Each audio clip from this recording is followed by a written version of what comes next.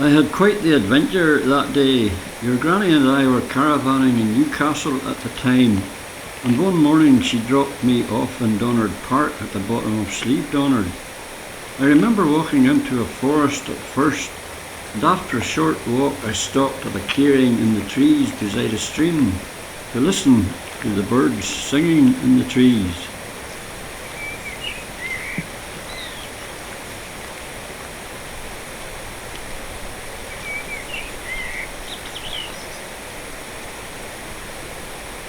I followed some of the other walkers along the forest paths before I started to climb the stone steps further up the mountain path.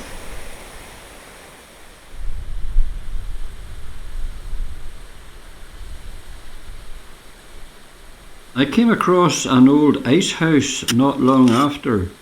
I remember reading about it somewhere years ago.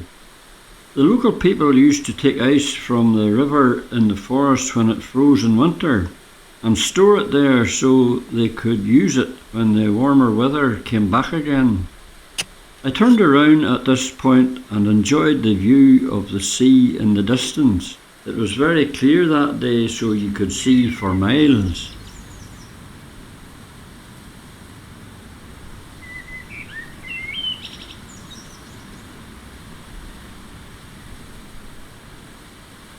The route was getting busier and busier as I climbed back up to the path and approached closer to the saddle between Donard and Comida.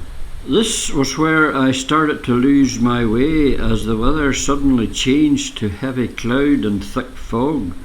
It started coming down the mountain until it felt like it surrounded me. I could barely see the stile in front of me to get over the wall. People who were walking suddenly started to appear through the fog as they had come from deeper in the mountains.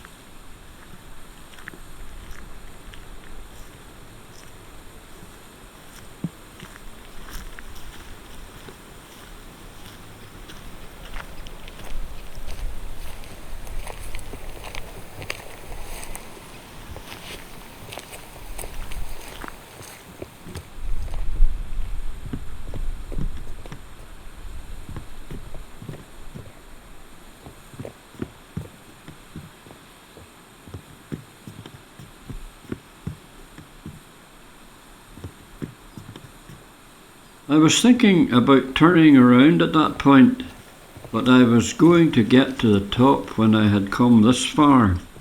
There was a group of tourists coming over the stile who suggested sticking to the wall to avoid getting lost. I thought that would probably be safest as I went on up the mountain towards the summit.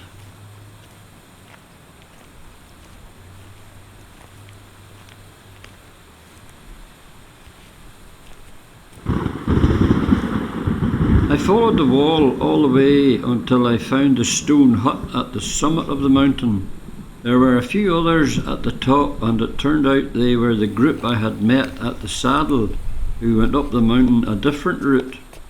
One of the lads went and put a stone on the summit pile to the right, and he nearly got blown away. We chatted for a while to see if the weather would clear so we could see our way back down again, but we had waited long enough and headed down by another route.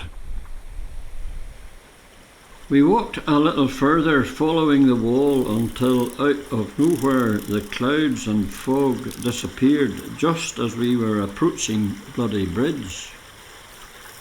The path weaved down towards another stream where I stopped to look back and look towards the summit where I had come from and noticed it starting to disappear into the clouds again.